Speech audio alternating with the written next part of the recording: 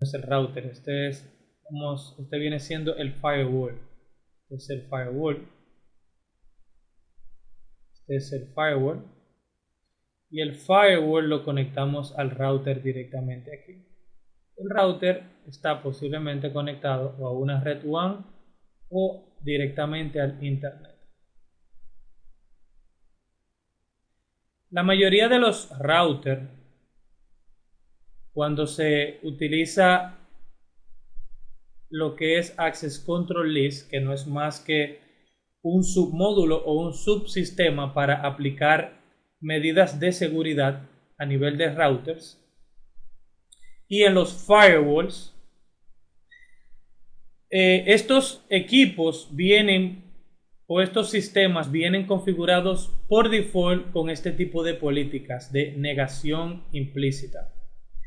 Por ejemplo, cuando utilizamos un router Cisco y le configuramos un ACL aquí, un Access Control List, automáticamente yo defino, por ejemplo, que yo voy a dejar pasar todo lo que sea el puerto, el tráfico, que sea de protocolo TCP, vía el puerto 25, automáticamente yo hago una regla como esta, yo explícitamente estoy permitiendo, por ejemplo, estoy permitiendo que a través de mi router aquí pase todo el tráfico del puerto 25 que sea vía el protocolo de capa 4 TCP.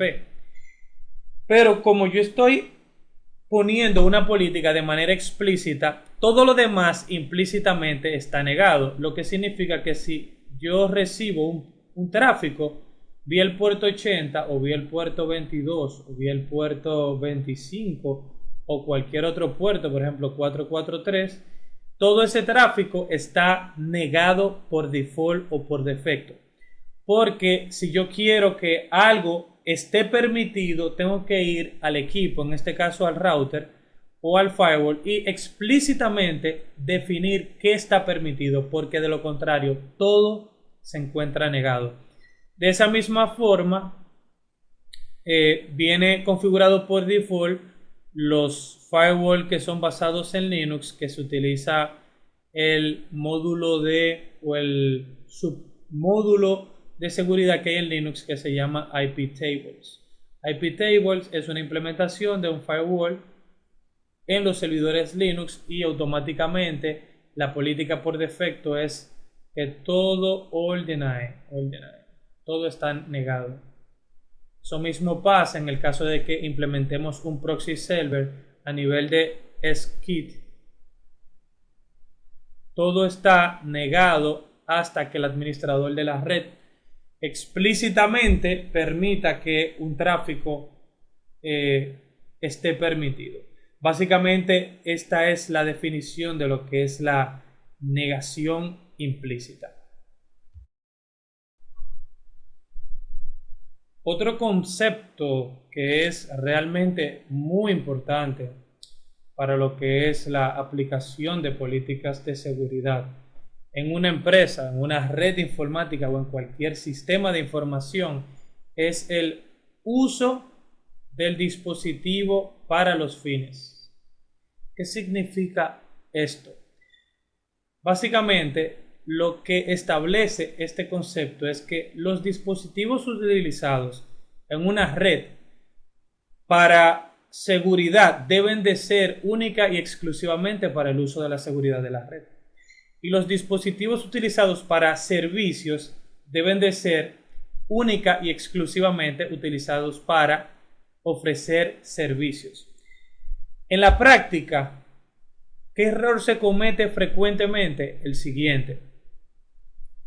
Tenemos un switch aquí. Tenemos un firewall aquí. Ese firewall lo tenemos el router aquí. Y aquí tenemos el internet. Y esta es una red LAN aquí. Podemos ver frecuentemente, principalmente en redes pequeñas y medianas, de que regularmente los administradores de la red colocan un firewall, por ejemplo aquí, colocan un servidor Linux o un servidor Windows, vamos a asumir que sea un servidor Linux, y lo utilizan como firewall utilizando IP tables, pero también aprovechan e instalan en este firewall aquí un servidor web y alojan la página de la empresa o cualquier sistema de información. Y también utilizan SendMail y utilizan el mismo hardware, el mismo servidor que se encuentra aquí como servidor de correo electrónico. Entonces tenemos en un solo servidor aquí, tenemos mezclados servicios que tienen que ver con seguridad, IP table, porque ese equipo está trabajando como firewall para la red LAN, pero también tenemos un servidor web y tenemos un servidor de correo electrónico en el mismo hardware, y eso es un error garrafal cuando se implementa este tipo de soluciones en una red, ya que automáticamente esto disminuye lo que sería o aumenta la vulnerabilidad de nuestros sistemas de seguridad hacia posibles ataques. ¿Cuál es la principal razón? Bueno, primero, un equipo debe de destinarse única y exclusivamente a un uso específico, porque tú le dedicarías entonces el 100% de los recursos, le hace memoria RAM y procesador CPU para las funciones vitales que se requieren. En el caso de un firewall se utilizaría un equipo que sea 100% para IP tables. Y entonces de esta forma tendríamos un equipo concentrado nada más en hacer la función de firewall. Ahora, si tenemos un equipo como este que tiene además un servicio en el puerto 80 de web server y un servicio en el puerto 25 de SMTP, entonces por aquí, por el puerto 80 y por el puerto 25 podemos sufrir ataques de diferentes tipos, ataques de negación de servicio o ataques directamente de buffer overflow, para que un atacante pretenda ganar acceso al shell de la máquina, normalmente vía el usuario root, para de esta forma tener el control total de nuestro sistema. El fin es que no se debe mezclar lo que son los servicios de seguridad, las soluciones de seguridad, con los servicios de la red, porque de esta forma disminuimos drásticamente lo que es la seguridad en nuestra red. En este caso aquí, un firewall, perdón, sería una solución perimetral. Y igual forma eso lo aplicarían en un sistema operativo Windows, que normalmente instalan Windows, instalan alguna solución de firewall dentro del Windows, pero en el mismo servidor Windows instalan un ISA Server o instalan un Exchange, un Microsoft Exchange, un MS Exchange, y en el mismo servidor entonces tienen varios servicios. Estos, señores, deben de evitarlo a toda costa y seguir siempre las mejores prácticas de la industria de la seguridad. En este caso es uso del dispositivo para los fines. Ahora vamos a continuar con lo que es el término de la autenticación. Recuerden que la autenticación es uno de los 3 grandes pilares de los fundamentos de la seguridad informática. El término autenticación o validación se refiere básicamente al método utilizado para probar la identidad de una persona o dispositivo a través del uso de credenciales solamente conocidas por el ente autenticador. Básicamente, la autenticación no es más que el proceso por el cual nosotros no validamos, y como dice la definición, proveemos lo que es una serie de credenciales hacia un equipo autenticador. Un ejemplo sería el uso de un username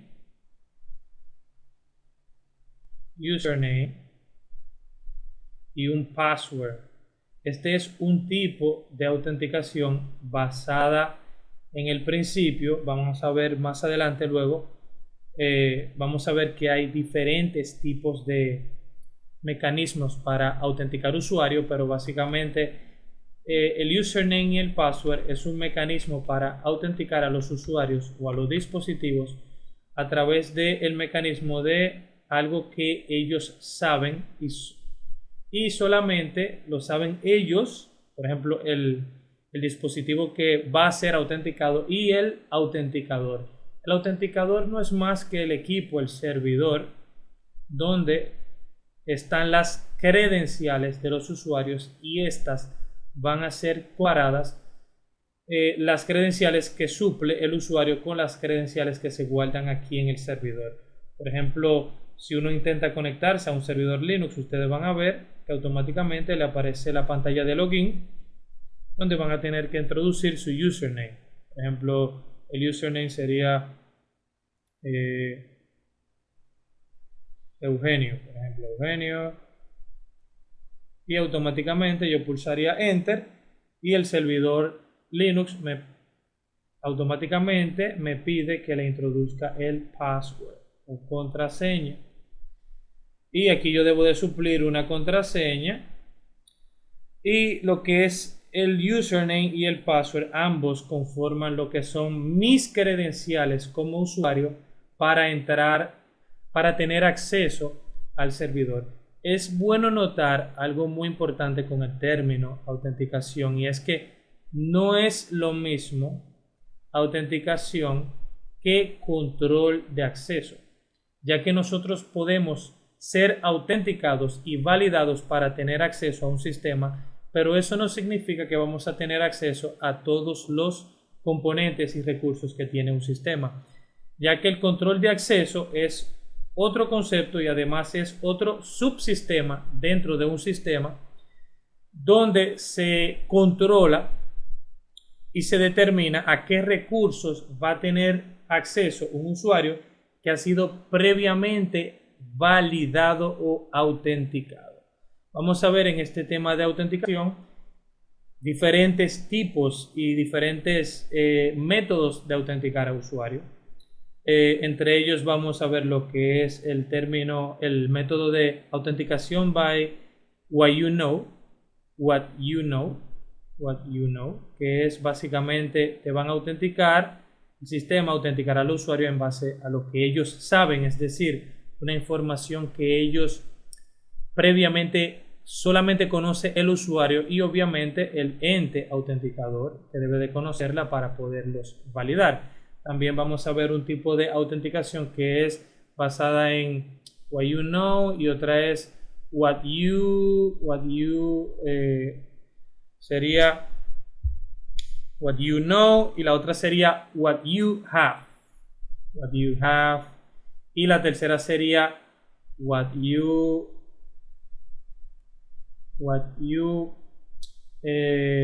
are, sería lo que eres. Esta sería una autenticación basada en lo que tienes y esta sería basada en lo que eres. Eso lo vamos a ver luego en el siguiente. Vamos a ver ahora lo que son los 3 factores de la autenticación. Anteriormente yo le había mencionado que con lo que se refería a la autenticación, en lo que es la seguridad informática, tenemos 3 métodos y son el método de Something You Know, que es el que vamos a discutir aquí, que es traducido es algo que sabes. Ese es Something You Know. El segundo es Something You Have, algo que tienes. Y el tercero es Something You Are, algo que eres.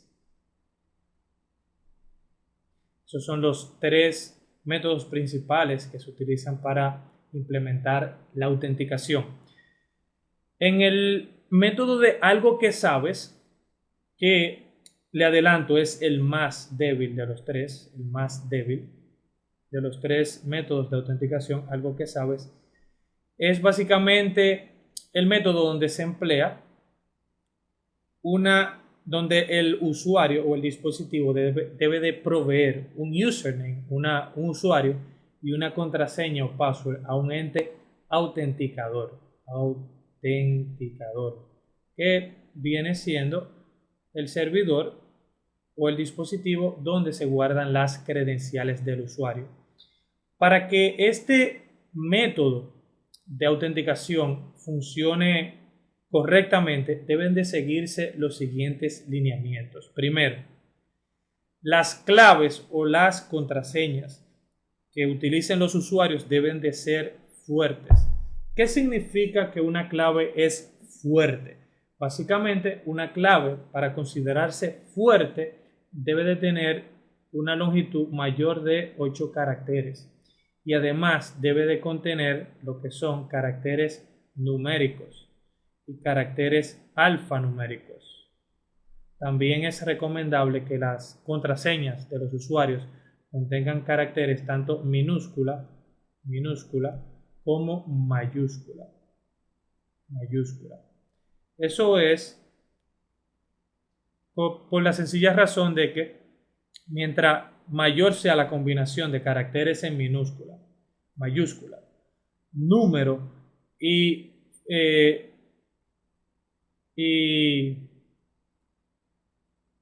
factores alfanuméricos, obviamente es mucho más difícil de adivinar la contraseña de un usuario para un potencial atacante, un hacker o un cracker.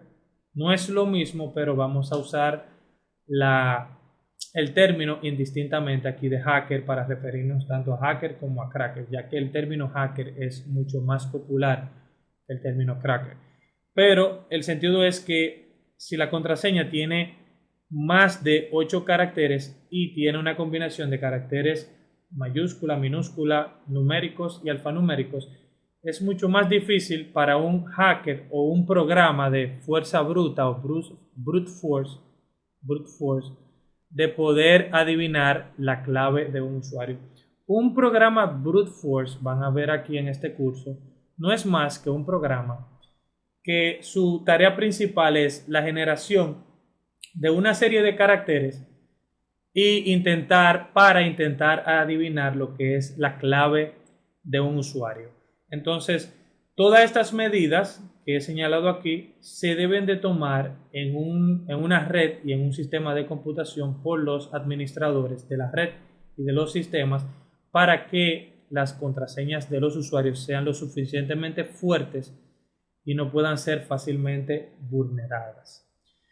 Otro factor importante para implementar lo que es un sistema de autenticación en Something You Know o algo que sabes es que las contraseñas de los usuarios no deben de escribirse, es decir, se le debe recordar a los usuarios todos los días o de una manera o de una forma muy frecuente de que no escriban las contraseñas en ningún papel ni en ningún sitio en el escritorio, y si la van a escribir en algún papel, debe de ese papel guardarse en un sitio muy seguro.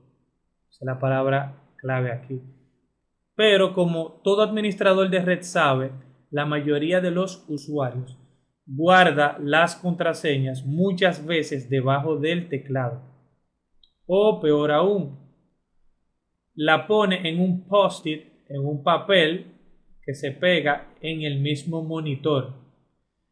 Porque la mayoría de los usuarios de los end users piensan de que no va a venir ninguna persona interesada en su contraseña para tener acceso al sistema, y esto es algo que todo administrador de sistema debe de estar consciente de que ocurre de manera muy frecuente, no importa la cultura y no importa el país donde estemos trabajando. Esto siempre ocurre. Los usuarios finales tienden a escribir las contraseñas en papel y guardarlas normalmente en sitios visibles a otros empleados o a un extraño que llegue a la empresa. Algo que tienen que tener los administradores de sistemas, y es que es cierto que las claves deben de ser fuertes, las contraseñas, pero mientras más fuerte, es decir, mientras mayor sea el grado de dificultad de las contraseñas de los usuarios, más fácil es que los usuarios escriban las contraseñas en papel, ya que para un usuario, por ejemplo, recordar una clave que sea X, Y, 85, 26, 76, 40, underscore, etcétera, etcétera, etcétera, y una cantidad grande de caracteres y complejos, entonces es difícil de memorizar. Como es difícil de memorizar, los usuarios entonces tienden a escribirlas en papel. Por lo tanto, debe de haber un equilibrio entre esta política de claves fuertes y esta. Otro factor importante es que las contraseñas no deben de ser compartidas y esto tiene que estar muy claro.